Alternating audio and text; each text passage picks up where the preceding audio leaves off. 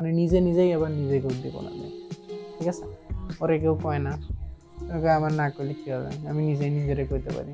ঠিক আছে, ওই জন্য ও সেলফ স্টিমুলেটর হিসেবে কাজ করে, মানে একটা উদ্দীপনা সৃষ্টি এবং পরবর্তী উদ্দীপনা সৃষ্টির উদ্দীপক হিসেবে ইন্টেরিয়র বলতে পারি বা সামনে, এটা বলতে পারি মিডিল বা মাঝখানে, এটা পস্টেরিয়র।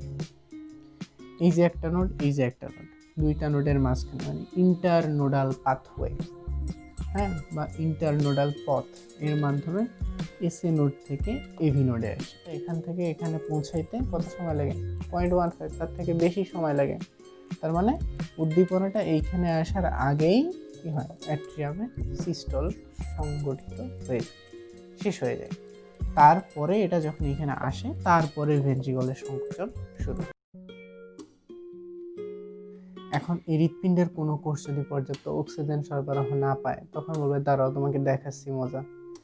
একেবারে মারাত্মক বুকে ব্যথা হবে, মারাত্মক বুকে ব্যথা হবে। ঠিক আছে, এই বুকে ব্যথাটাই হচ্ছে অ্যাঞ্জাইনা। ওরকম যদি তুমি খাইতে থাকো ইচ্ছা মতো, কোনো দিকে দেখবে না, কেউ খাও আর না খাও, খাইতে আসো খাইতে আসো, এরকম ডায়েটিং হ্যাবিট হলে কি হয়? আমি যদি বলি তুমি পরীক্ষায় ফেল করছো, তার মানে কি তুমি পরীক্ষায় 0 পাইছো?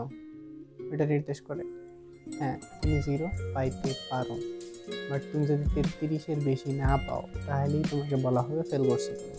কথা ঠিক কিনা? হার্টের যদি এই পাম্পিং ক্যাপাসিটিটা কমে যায় এবং এর পাম্পের দ্বারা যদি সারা শরীরে রক্তটা ঠিকভাবে না পৌঁছায়, তখন আমরা বলবো যে হার্ট ফেল করছে। কথা ঠিক? আচ্ছা, তার মানে হার্ট ফেল বলতে হার্ট বন্ধ হয়ে গেছে এমনটা বোঝানো যাবে না।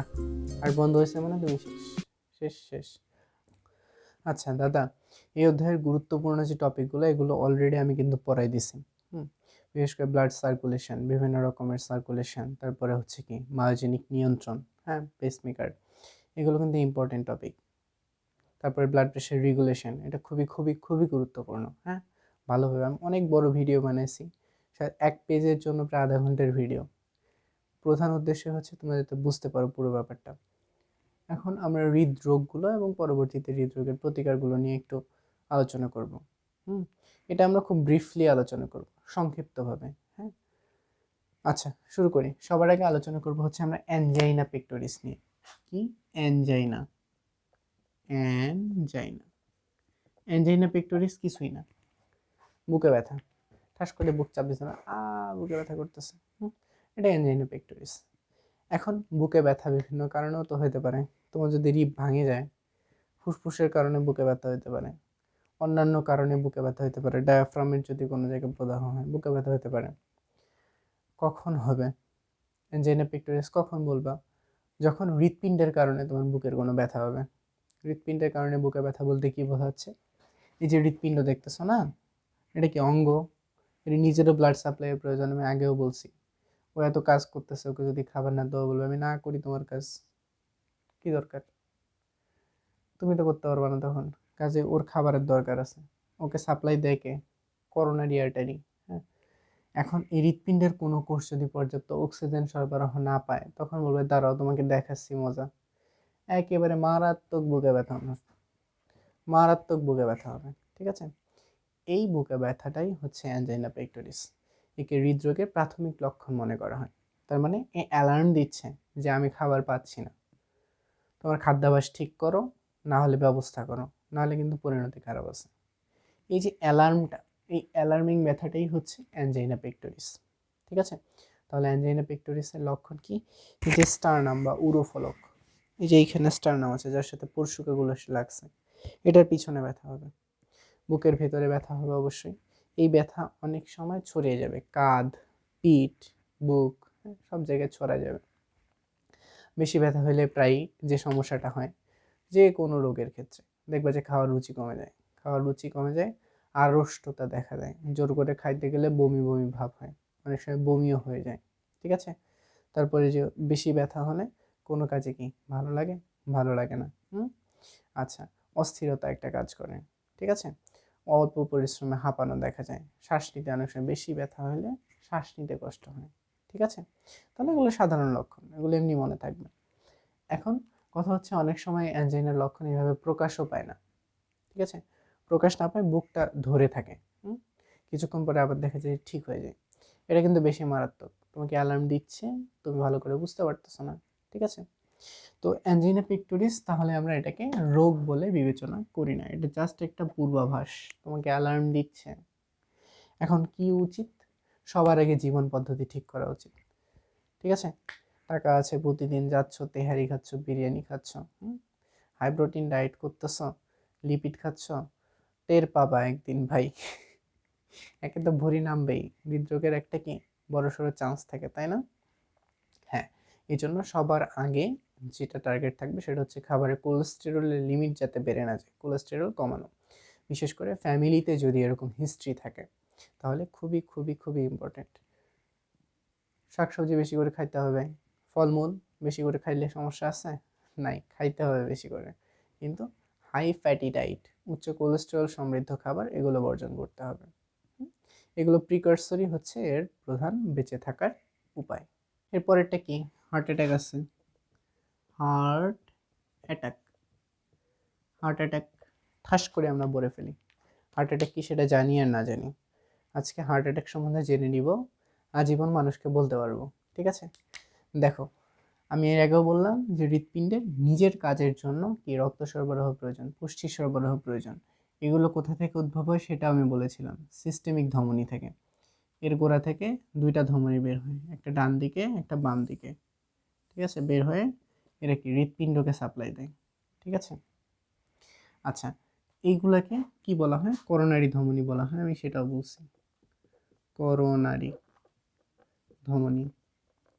এই করোনারি ধমনী এরকম না, এই যে মাঝখানে গ্যাপ থাকে, এই গ্যাপকে কি বলা হয়? লুমেন বা ফাঁকা স্থান। এখন ওরকম যদি তুমি খাইতে থাকো ইচ্ছা মতো, কোনো দিকে দেখবে না, কেউ খাও আর না খাও, খাইতে আসো খাইতে আসো, এরকম ডায়েটিং হ্যাবিট হলে কি হয়? এখানে এই লুমেনের ভিতরে বিভিন্ন রকমের কোলেস্টেরল জাতীয় পদার্থ জমা হইতে থাকে, ম্যাগনেসিয়াম, কোলেস্টেরল। যখন জমা হইতে থাকে তখন এই জায়গা কি আস্তে আস্তে বন্ধ হইতে থাকে না? হ্যাঁ, এখন যখন বন্ধ হইতে থাকে তখন কি স্বাভাবিকভাবে রক্ত সেদিক দিয়ে যাইতে পারে? যে পরিমাণ রক্ত আসতেছে সেটা যাইতে পারে? পারে না। না পারলে কি হয়? এই যে বেশি যখন চাপ পায় তখন এই লুমেনটা ক্ষতিগ্রস্ত হয়।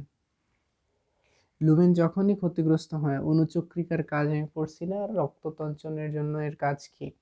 যখনই এন্ডোথেলিয়াল আবরণ একটু ক্ষতিগ্রস্ত হয়, এর কোলাজেন ফাইবারের সংস্পর্শে অণুচক্রিকা আসা মাত্রই সে বলে যে হ্যাঁ, ঘটনা খারাপ, সে এডিপি রিলিজ করবে। এডিপি যখনই রিলিজ করবে আশেপাশের অণুচক্রিকাগুলো আসবে সেখানে। আশেপাশের অণুচক্রিকা যখনই সেখানে আসবে সবগুলো একত্রিত হবে, ক্লটিং ঘটাবে, রক্ততঞ্চন ঘটাবে। তার মানে কোলেস্টেরল যদি বাড়ে তাহলে লুমেন তো বন্ধ হচ্ছেই, আলটিমেটলি তারপরে যদি বেশি সমস্যা হয়ে যায়, কৈশিক জালিকা ক্ষতিগ্রস্ত হবে, পালমোনারি ধমনী ক্ষতিগ্রস্ত হবে, একটা জায়গায় মনে করো এই জায়গায় ব্লাড ক্লট হয়েছে, একে রক্ত জমাট বাঁধে গেছে, শেষ, রক্ত চলাচল এদিক দিয়ে বন্ধ। তার মানে এরপরে আগামী যে ধমনী আছে সামনের দিকে, সে রক্ত সরবরাহ পাচ্ছে? পাচ্ছে না। এটাকে বলা হয় ব্লক। হার্ট ব্লক বলে না, এইভাবে ব্লক হয়। ঠিক আছে, এখন এই যে করোনারি ধমনী, এটাকে বলা হয় আর্টারিওস্ক্লেরোসিস। এটা যখন ক্লট হয়ে শক্ত হয়ে যায় তখন বলে একে আর্টারিওস্ক্লেরোসিস। আর্টারিওস্ক্লেরোসিস,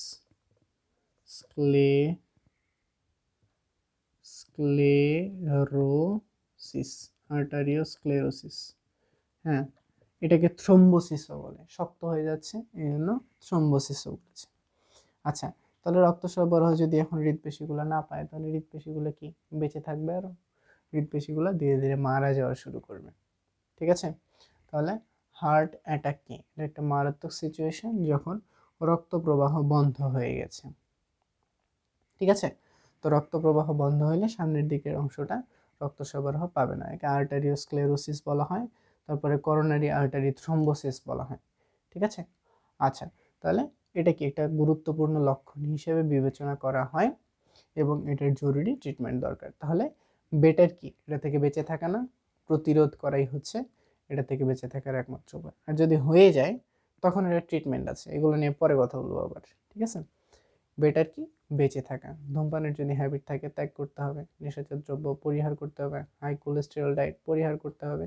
সেম কথা, হ্যাঁ, অ্যাঞ্জাইনার ক্ষেত্রে যা যা বললাম এখানেও সেই একটু পরিশ্রম করতে হবে অবশ্যই। আর কি, সবসময় সুস্থ জীবনযাপন করতে হবে। ও আচ্ছা হ্যাঁ, হার্ট অ্যাটাকের আরেকটা নাম আছে কিন্তু, আবার সুন্দর নাম, একে বলে মায়োকার্ডিয়াল ইনফার্কশন। মায়োকার্ডিয়াম মানে কি? হৃদপেশি। ইনফার্কশন মানে পুষ্টির অভাবে নষ্ট হয়ে যাওয়া, মরে যাওয়া, ঠিক আছে? তাহলে হার্ট অ্যাটাকের আরেকটা নাম কি? মায়োকার্ডিয়াল ইনফার্কশন বা করোনারি থ্রম্বোসিস আমি বলেছি।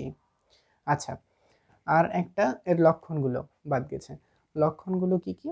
লক্ষণগুলো বই দেখে একটু মুখস্থ করে নিই, এটা রিটেনের জন্য যদি কখনো দেয়। তাহলে কি সর্বপ্রথম হবে?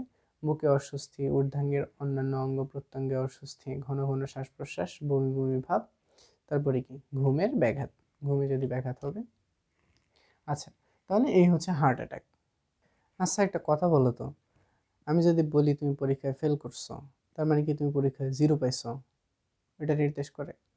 হ্যাঁ, তুমি 0 পাইতে পারো, বাট তুমি যদি 33-এর বেশি না পাও তাহলেই তোমাকে বলা হবে ফেল করছো তুমি। কথা ঠিক কিনা? তাহলে এখন আমরা যেটা নিয়ে আলোচনা করব সেটা হচ্ছে হার্ট ফেইলিউর।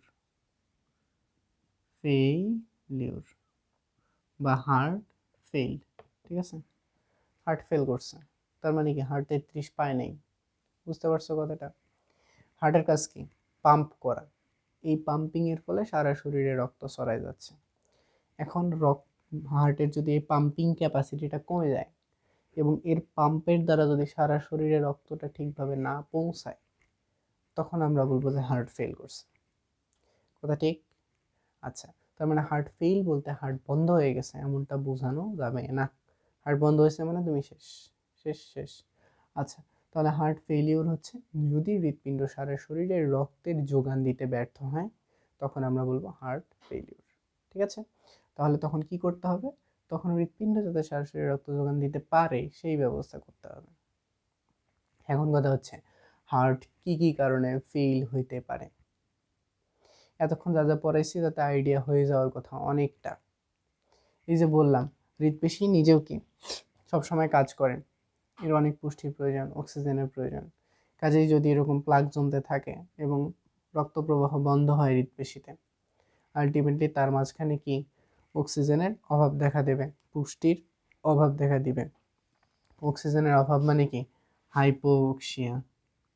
হাইপো মানে কি? কম। অক্সিয়া মানে কি? অক্সিজেন, অক্সিজেনের সরবরাহ কম। যদি না পাইতে থাকে ক্রনিক্যালি পুষ্টির সরবরাহ, অক্সিজেনের সরবরাহ, তাহলে পচে যাইতে শুরু করবে, মরে যাইতে শুরু করবে। মায়োকার্ডিয়াল ইনফার্কশন, হার্ট অ্যাটাক তো বলছি। তার মানে হার্ট অ্যাটাকও একটা গুরুত্বপূর্ণ কারণ হার্ট ফেইলিউরের জন্য। হার্ট অ্যাটাক হার্ট ফেইলিউর কিন্তু সেম না, আরও বিভিন্ন কারণে হার্ট ফেইলিউর হইতে পারে। তোমাদের বইয়ে আরও একটা কথা দেওয়া নেই, মনে করো এই যে এসএ নোড, এটার কাজ কি? হার্টকে পাম্প করার জন্য স্টিমুলেশন দেওয়া না? এখন যদি আমার কন্ডাক্টিং ব্লক হয়, তার মানে এই তারগুলোর যদি সমস্যা থাকে, এসএ নোড থেকে যদি উদ্দীপনা এভি নোডে ঠিক মতো না আসে, এভি নোড থেকে যদি বান্ডেল অফ হিসে ঠিক মতো না যায়, তারপরে যদি পার্কিনসি ফাইবারে ঠিক মতো না যায় উদ্দীপনা, তাহলে কি অ্যাট্রিয়া সংকুচিত হবে? হবে না। ভেন্ট্রিকল সংকুচিত হবে? হবে না। অ্যাট্রিয়া ভেন্ট্রিকল সময় মতো সঠিকভাবে সংকুচিত না হলে সারা শরীরে রক্তের সঠিক সরবরাহ বজায় থাকবে? থাকবে না। আলটিমেটলি কি হচ্ছে? হার্ট ফেলিউর হচ্ছে। তার মানে হার্ট ফেলিউর একটা বৃহৎ জিনিসকে বোঝাচ্ছে যে হার্ট সঠিকভাবে রক্ত সরবরাহ করতে পারতেছে না। তার মানে সবার আগে আমাকে অ্যালার্ম দিবে অ্যাঞ্জাইনা পেক্টোরিসে, সমস্যা আছে, ডাক্তার দেখাও, আর খাওয়ার দাওয়ার কন্ট্রোল কর। এটা যদি না হয় তাহলে হার্ট অ্যাটাকে আসবে। হার্ট অ্যাটাকের ফলে হার্ট ফেলিওর হতে পারে, অন্য কিছু কারণেও হার্ট ফেলিওর হতে পারে। হার্ট ফেলিওর হলে বোঝা যাচ্ছে যে হার্ট কাজ করতে পারতেছে না ঠিকভাবে, ঠিক আছে? এখন এর জন্য কি কি অসুবিধা দেখা দিতে পারে? ঠিকমতো কাজ করতে পারতেছে না মানে সারা শরীরের অক্সিজেনের যোগান দিতে পারতেছে না রক্ত। এখন সারা শরীরের অক্সিজেনের যোগান যদি আমি দিতে না পারি, আমার ফুসফুস যতই ঠিক থাক না কেন, আলটিমেটলি আমার শ্বাসকষ্ট শুরু হবে। তার কারণ কি? শরীরে অক্সিজেনের সরবরাহ ঠিকভাবে পাচ্ছে না, অক্সিজেন যাচ্ছে কিন্তু রক্ত নিয়ে সঠিকভাবে যাইতে পারতেছে না। বুঝতে পারতেছো? সারা শরীরে অক্সিজেন যাইতে পারতেছে না, মানে টিস্যুগুলোতে পানি জমা শুরু করবে, কাজ করতে পারবে না ঠিকভাবে। বিশেষ করে নিচের দিকের টিস্যুগুলা, পা, জুতা পরতে কষ্ট হবে, ঠিক আছে? তারপরে যে শ্বাসকষ্ট বললাম, ফুসফুস করে শ্বাস নিয়ে থাকবে। তারপরে বিভিন্ন গোলাপি রঙের মিউকাস, হ্যাঁ, তারপরে হচ্ছে এই যে শ্লেষ্মা, এগুলো বেরোতে থাকবে। এবং মেইন কারণ হচ্ছে অক্সিজেনের সরবরাহ পাচ্ছে না। আচ্ছা, তাহলে আর কি, অল্পেই ক্লান্ত হয়ে যাবে, টায়ার্ড হয়ে যাবে, বাজার করে সিঁড়ি ওঠার সময় ক্লান্ত হয়ে যাবে, ঠিক আছে? এগুলো কমন লক্ষণ। এগুলো শিখলে টুকটাক ডাক্তারি করে যায়, ঠিক আছে? আপনার সমস্যা হয়েছে, ডাক্তার দেখেন। আচ্ছা, তাহলে এটা হচ্ছে কি হার্ট ফেলিওরের সাধারণ লক্ষণ। তাহলে কি করতে হবে? সবার আগে জীবন পদ্ধতির পরিবর্তন করতে হবে প্রতিকারের জন্য। তারপরে অন্যান্য যদি রোগ থাকে তা অবশ্যই তার চিকিৎসা করতে হবে। ডাক্তারের কাছে না গিয়ে কেউ বসে থাকবে এই অবস্থায়? থাকবে না, ঠিক আছে? আচ্ছা, তাহলে নিয়মিত চেক আপের মধ্যে থাকতে হবে, একটা সুস্থ অভ্যাসের মধ্যে জীবন ধারণ করতে হবে। আচ্ছা, তাহলে এই হচ্ছে সবগুলো অসুস্থতা নিয়ে আমরা মোটামুটি আলোচনা করলাম। হুম, চেষ্টা করছি আমি সহজভাবে দেওয়ার। তোমরা একটু যদি মনোযোগ দিয়ে পড়ো তাহলে ইনশাল্লাহ পুরোটা ক্লিয়ার হয়ে যাবে। ধন্যবাদ সবাইকে।